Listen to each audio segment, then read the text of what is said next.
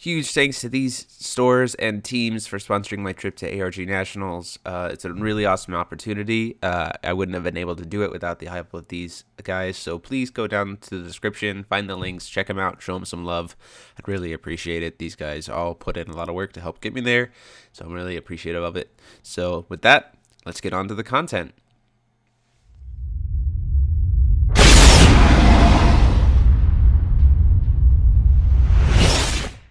Hey there guys, TMO73 here, bringing you a feature match for the week, featuring a couple fun decks here.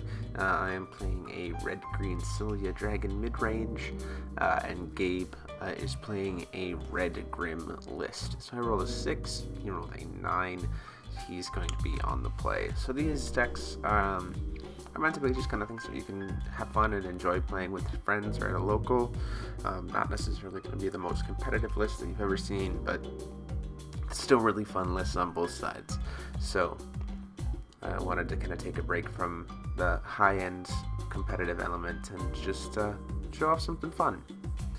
So let's go ahead and get right into it.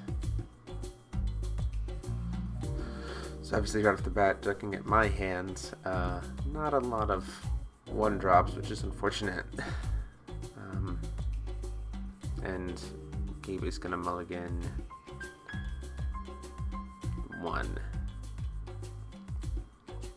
See that Gilderai on his side. So that's not good for me, especially if I'm getting a slow start.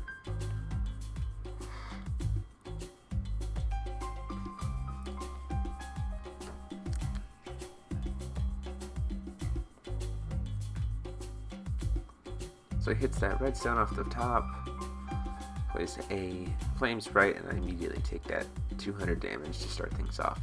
Moving into my turn, get a redstone, and unfortunately I don't have anything to play.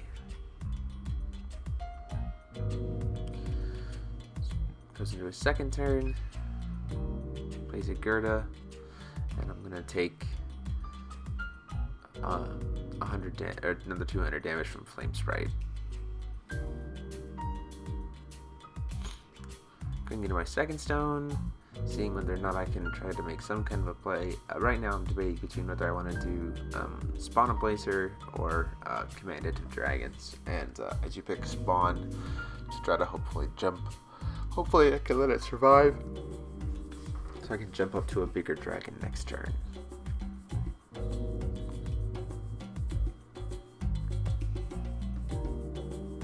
Taking 600 from the Gerda.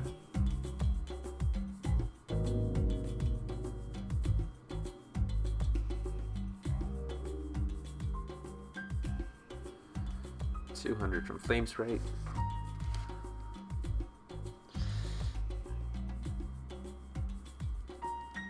And unfortunately, he did have the Thunder to be able to kill my Spawn Blazer, so it really doesn't do much for me there.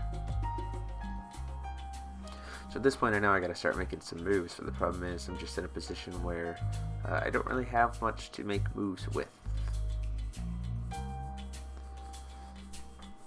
So I can go ahead and play out the Guinevere, and then follow it up with a Dragon's Commanded.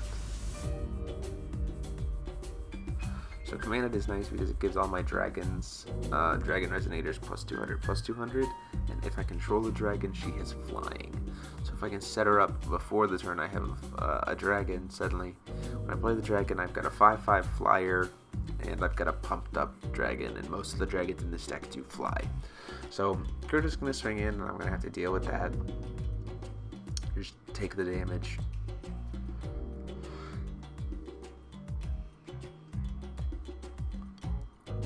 And then Flame Strike's going to swing in, and I'm going to take another 200. So I know that it seems like I'm taking a lot of damage here, but the deck is designed to be a little bit more mid-range, so I know that I'm going to be able to slam a lot of damage on the board very quickly. So I'm not terribly worried, but I do need to start moving.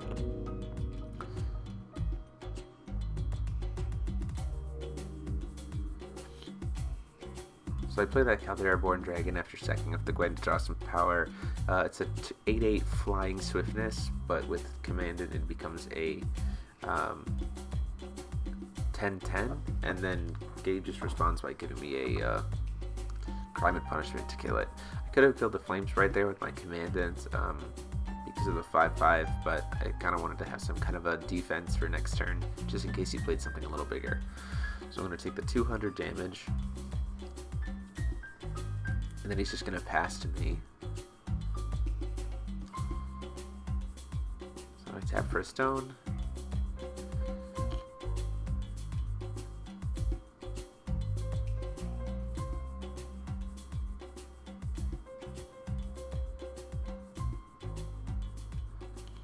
Decided to play 2 more dragons commanded. Now if I play a dragon at this point, it's going to be very, very large. And you see I have that evolution of limits in my hand, and the reason I have that is to be able to protect something if it's going to get thundered or something like that.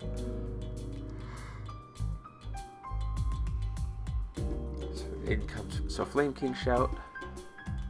It's going to deal 400 damage to each of my people. And then he's going to use Sprite to ping one of the commandants for the last 100 damage it needs. In response, I'm going to give Evolution of Limits to save it. Swings in with Snow White, and then he's going to ping one of my commandants with the effect of Snow White. So I do lose 1. But the other 2 can survive. Here I'm thinking about whether or not I want to trade with his Snow White with my commandant, and I'm thinking that it'd just be better for me to just take the damage. So I'm going to take the 500. So this is the turn sitting at 5 will that I feel like is the time for me to flip. So what you're going to see here is I'm going to flip over for 4. Trigger, going to kill the Snow White. I'm going to get 3 stones back.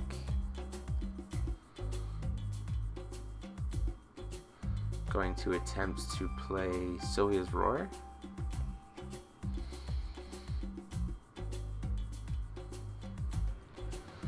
He's going to crime and punish me in response to try to kill my Sylvia. Which I'm going to respond to by Duel of Truthing Sylvia and the Flame Sprite to try to untap more of my stones.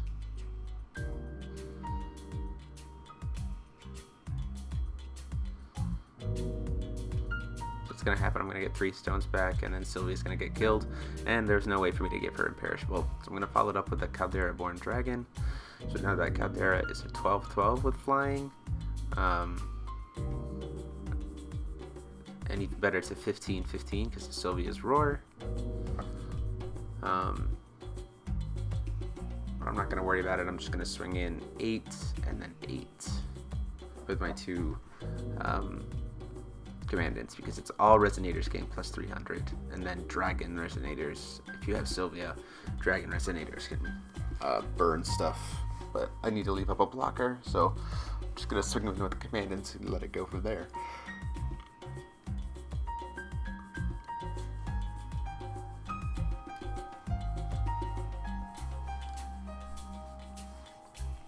So 6, gonna see Gilderoy come out. And this is why I left the blocker, because I needed a flyer. And he's gonna put a Magic Matchstick onto the Gilderoy. And then he's gonna swing, and I'm just gonna block with the Caldera Born so that I don't get killed there. Draw on my turn.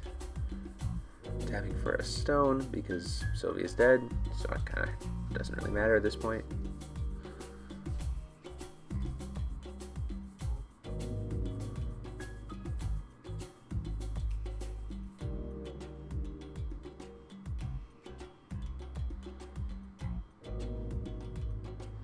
And 5 for Blazer. Blazer is a 1500 because of the 2, and then another 10, so that's exactly 100 more than lethal, so that's game for me. So we move on to game 2.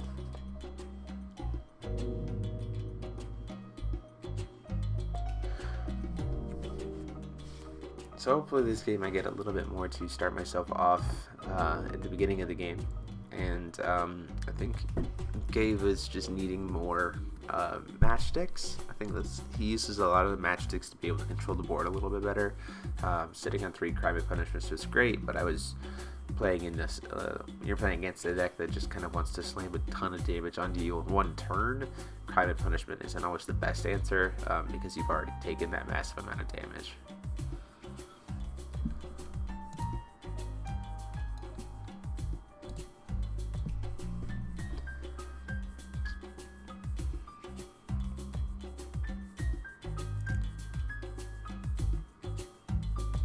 He's resetting his life total over there, and we move on. So it's gonna go first. See, he has that thunder off the top. Decides to play the flames right again, starting with damage, the little pings of 200 damage right at the beginning. Could play the rook egg. I decided to play the Guinevere to try to set up for a second turn rook egg. I want to get that swiftness. I want to get that summoning sickness out of the way for Gwen so I can use her to start drawing cards.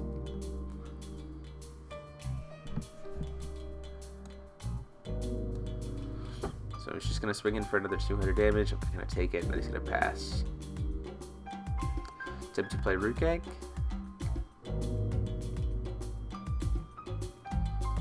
And while rook egg is still being summoned, he's going to try to thunder my Gwen. I'm going to respond by sacking Gwen and drawing 2 cards. So that was really clever. It made me waste resources for Gwen, or for the turn, and made it so that I also lost my draw engine because I needed to use it right then rather than just doing the rook. And with his flame strike having flying, it really doesn't help me too much.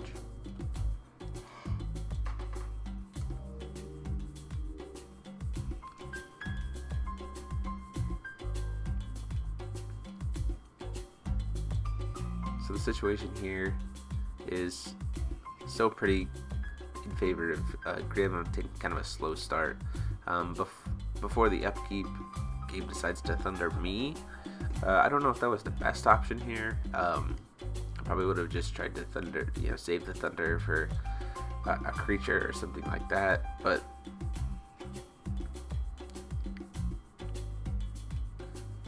either way, it puts me closer to death, and he knows that I can slam out big damage, so he might be trying to get it to the point where Gilderoy can just kill me. So he's gonna play Snow White,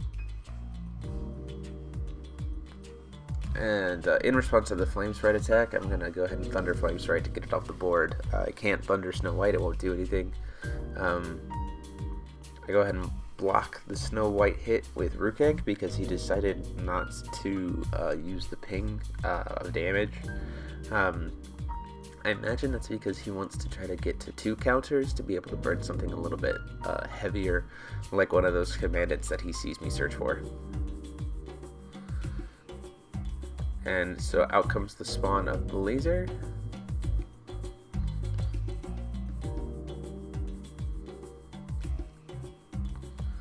So yeah, see, I have that Blazer in my hand. I'll also be going to 4 stones, so my hope is to try to next turn be able to play Caldera Born and a Commandant right off the bat.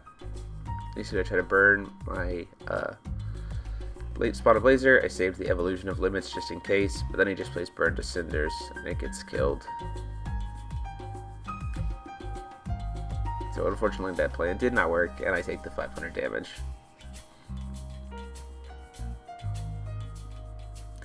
So things are going a little bit smoother in the fact that I have not taken as much damage, even though I'm at this much will. Gonna play the Rook Egg. Gonna play the Commandant. I'm gonna try to set up my next turn a little easier. I have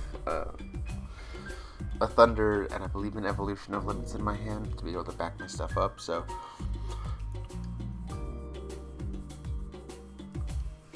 the situation here is Gabe was trying to respond. So Flame Dragon Commandant was on the field and he wants to respond to keep her, respond to her summon.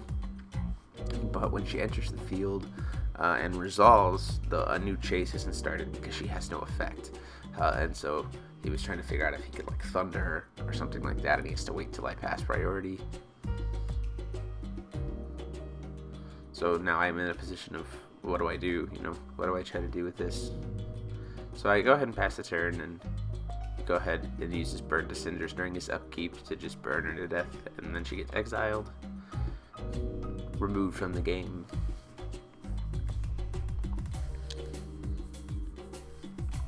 So again, not feeling too great. I can do a Sylvia flip, and you see I have that Excalibur in my hand, so that puts me in a position where I feel pretty comfortable.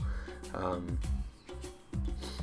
I also have 4 stones at a Caldera board dragon. So it's really based on what game does here to kind of make it better and or worse. So Flames King Shout is going to burn my Rook Egg, and then I'm going to grab a Phoenix. I have the Thunder in hand, so my thought is next turn possibly doing Phoenix with Thunder. To be able to kill one of the Snow Whites and have a 9/9 flyer on the board. So I'm just going to take 1,000 damage right here, and he's just going to keep the counters on as always to deal with whatever I give him next turn. During the upkeep, so this is a weird thing that I do here. So I begin the turn as if I was still going to make the Phoenix play. So I burned the 300 damage on this, or 500 damage with Thunder into Snow White. But then I completely take a different line of play, and I don't do that. I don't do the Phoenix line. I just play Sylvia, burn something, untap 3 stones. Play Excalibur. I'm gonna just straight kill the Snow White with Sylvia, and then I play a Caldera board dragon.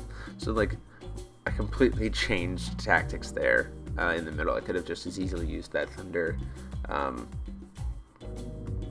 for my next turn, or just burned him for 500 damage. So unfortunately, Gabe is now top decking, staring down a lot of flyers and a lot of damage that burned to cinders.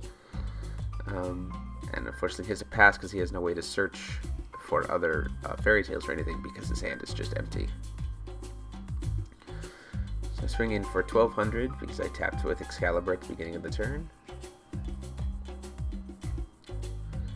And then another 800 damage from Caldera board.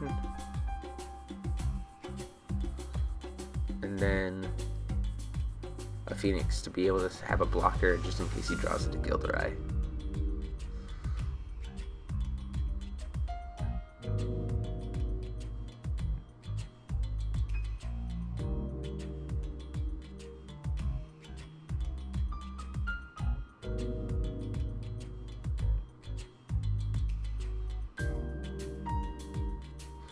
So at this point, he did get into a fairy tale, so he's able to discard it.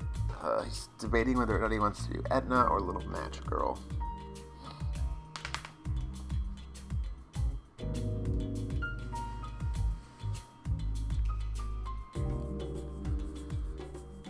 Does decide to go ahead and grab the Little Match Girl.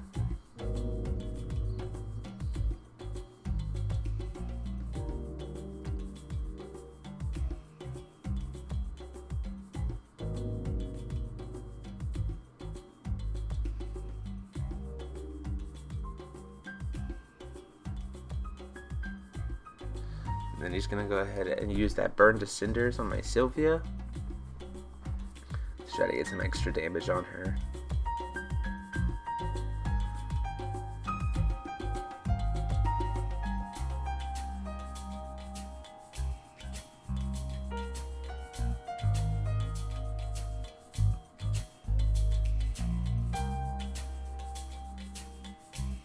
So she's got 700 damage on her from the Burn to Cinders, and then he goes to untap.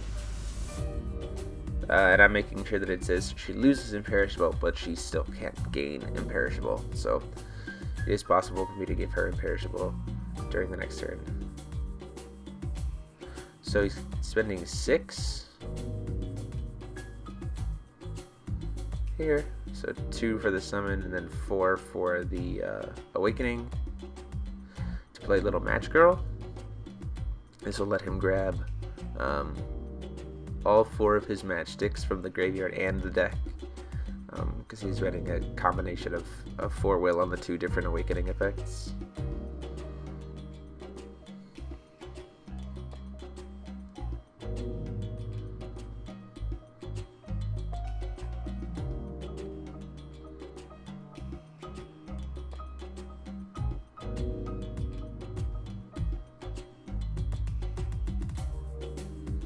He's going to attempt to burn her. I'm going to respond by giving her a +200/+200. So she would be an 12/12 for the turn, taking 1100 damage.